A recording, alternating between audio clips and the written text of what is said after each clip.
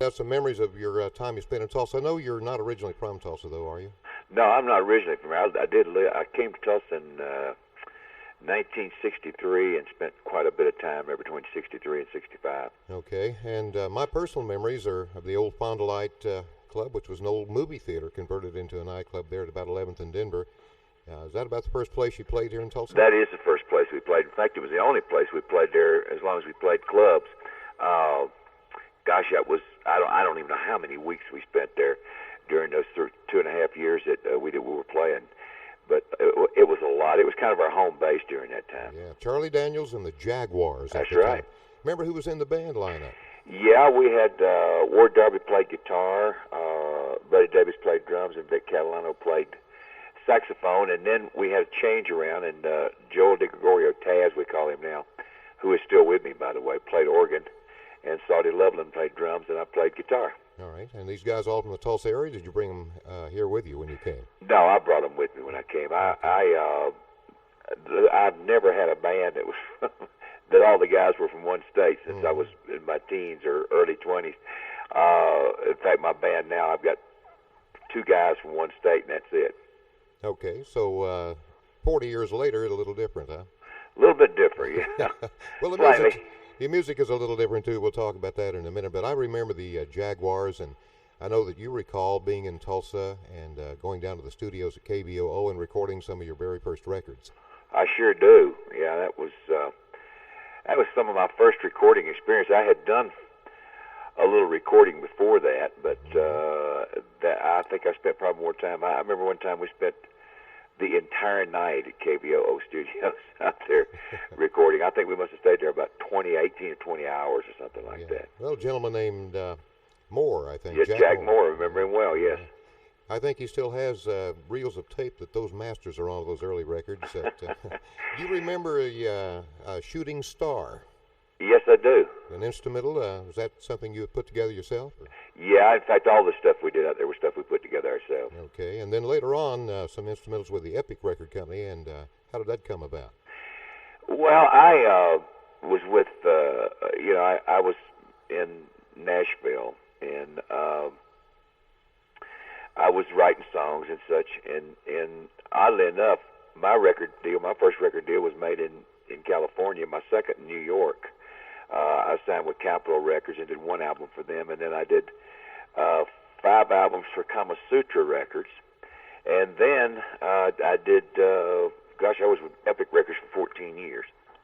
So a long time with with the Columbia folks, yeah. Quite a while, yeah. Yeah. Well, in Tulsa, Oklahoma, I know you had some friends that were here. You remember some of the guys you played music with and around a little, and that were from Tulsa. Well, none of them actually ever in my band, but Tommy Triplehorn was in town at the time, and let's see who else. Maybe Chuck Blackwell. Yeah, the great drummer. Yeah. A wonderful drummer. I can't. It's hard to remember all the names. Well, let me give you a couple. How about Bill Davis? No, I didn't know him. Didn't know Bill Davis. Okay, no. All right. Well, Jimmy Karstein. Yeah, Jimmy Karstein, drummer. Yeah, another great drummer in Tulsa. But you were here for several years, made your first records here, and were any of them like big hits? I know they're kind of on the collector's market today, and valuable collector's items even. No, none of them were big hits. You meant Shooting Star didn't make it to the top of the KAKC top 50. Never quite got there, no. Okay, I know you remember KAKC, the old Rockin' 97. Oh, yeah. And there's a special friend of yours I think you still know, named Scooter Seagraves. Oh, yeah. Remember Scooter? Scooter used to play our stuff. Yeah. He's down in Lafayette, Louisiana now at KXKC, I think it's a country station. If you're in that area, you might want to give him a shot. I'll have to look him up next time I get down there.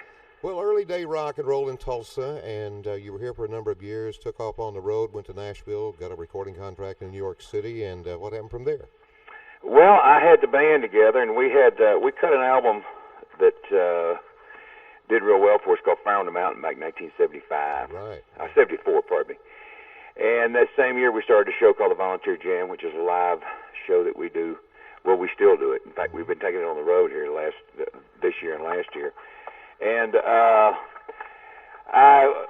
then we decided we'd leave Kama Sutra Records and go with Epic Records, and we had several albums on Epic. But then in about 1979, we cut an album called Me and My Reflections. Had a song called "Devil Went Down to Georgia" on it. Yeah.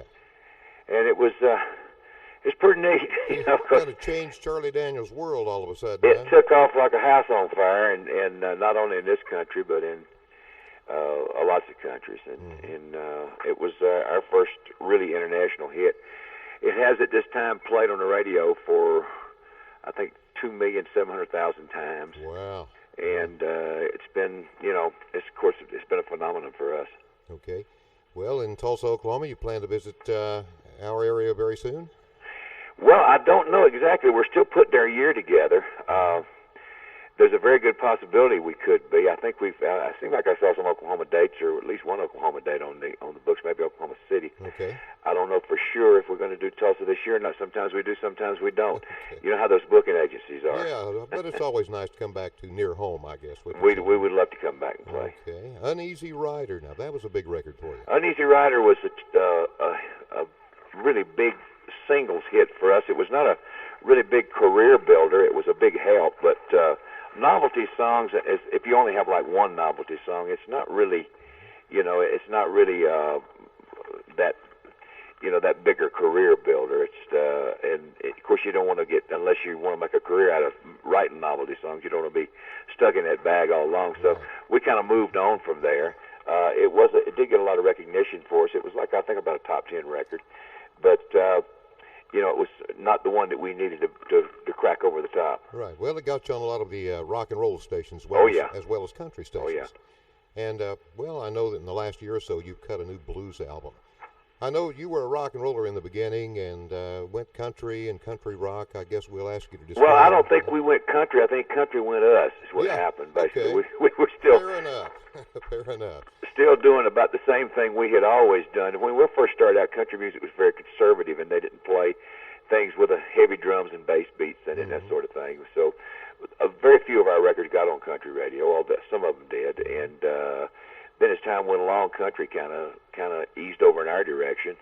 And now we got, I'm doing things now. What I'm doing, intend to do with the rest of my career, however long it's the good Lord's will for me to be into it, I intend to do things that I want to do. I got some things I want to do. Blues album was one of them. Yeah, great too. Thank you very much. Top Hat, the album, by the way. Yeah, Blues Hat. And I've just currently finished an album of all original material that probably released in the spring. It's called Road Dogs, and it's an album of music like we used to play years ago, you know. Yeah, the old Fond du Lac. Yeah, we just forgot it. Well, even after that, when the band was, you know, when we're not concerned with how long something was, or we got songs that are like 7 minutes long on this thing, you know. We just went in the studio just to make music, you know, and like we used to do. Right. And I may cut a jazz album. I may cut a bluegrass album. I am going to cut another gospel album. So I'm trying to do things that I really want to do, things that I enjoy doing, and maybe some facets of the band that people haven't seen that much. And I love the blues. I sit around my guitar and play blues all the time. I wouldn't be a bit surprised if we didn't do another blues album. Oh, well, I hope so, because we play it here at KMOD on our blues show on Sunday nights, and have for the last 13 years, Charlie. So, well, I sure appreciate that, buddy. Everywhere you go, and I know you've been all over the United States, all over the world, playing the Charlie Daniels brand of music. And I always like to ask everyone I talk to this question, put you on the spot just a little bit, but of all of the years, and there have been over 40 of them, you've been in the business now, is there one event, one incident, funny thing, crazy thing that happened that you will always remember? I mean, did you fall off the stage somewhere in front of all your friends? Well, there's been a lot of things that have happened. I've had embarrassing moments. I'll give you one of those right quick. I was in Puyallup, Washington, and I went on the stage in front of thousands of people, my pants unzipped. Wow. Some guy came up and made a motion like he was zipping his pants up, and I looked down, my pants were unzipped. I think the biggest hand I got all night was when I zipped them up, probably. There's been so many special moments. There's been, you know, I was doing a volunteer jam one night in Tennessee on Saturday night in Nashville. I looked over the side of the stage, and Roy Acuff was standing over there, who was one of my all-time heroes. I've got to play with, so many people that I admire. I've got to do 3 albums with Bob Dylan. I've got to do, you know, I've worked with a couple of the Beatles. I've, you know, toured with Eric Clapton and Willie Nelson, and just we played a couple of Rolling Stones shows. Yeah, I've just done a lot of things that, that I never would have dreamed I would have got to do when I first started out. And I'm just thankful to God about it because I do love this business. Well, as a child growing up, Charlie, did you have any particular favorites in rock and roll and country that you that inspired you to go on? Well, I grew up pre-rock and roll. Rock and roll was not known at the time I came up.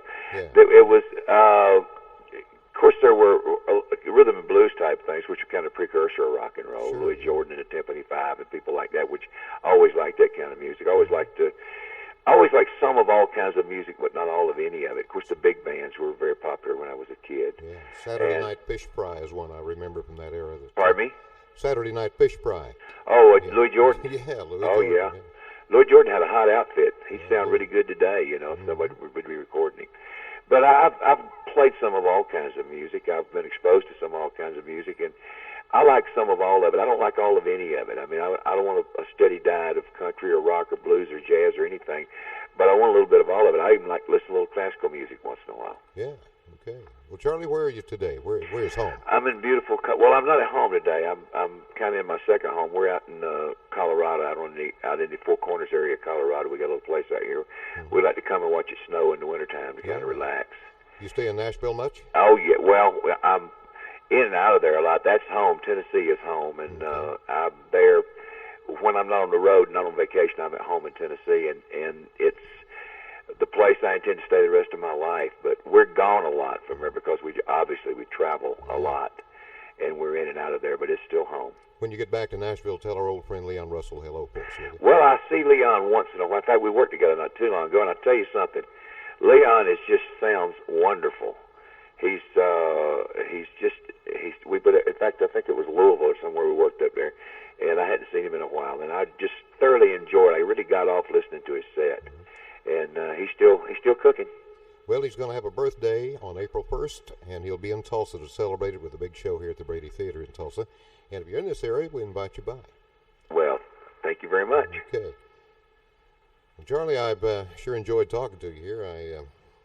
Is there anything that you'd like to say that we could play for the folks here in Tulsa that we didn't touch on or anything? Well, I'd just like to say I still got a lot of friends out there. I don't get to see you very often, but I still love you. Hope to come see you for long. All right. Hey, very good of you to spend a little time with us here. I know you got to run to the doctor, man, so I'll let you get off here, and we'll play this interview. I'll have it up on the website, something about it, or maybe we can compress the waves. We can maybe put the whole thing just where people can listen to it in addition to just reading it, perhaps. Fantastic. So stay in touch with us when you can. If you're in this area, hope to hear from you, man. Thank you, buddy. You take care. God bless. God bless you, Okay, too. bye-bye. Bye.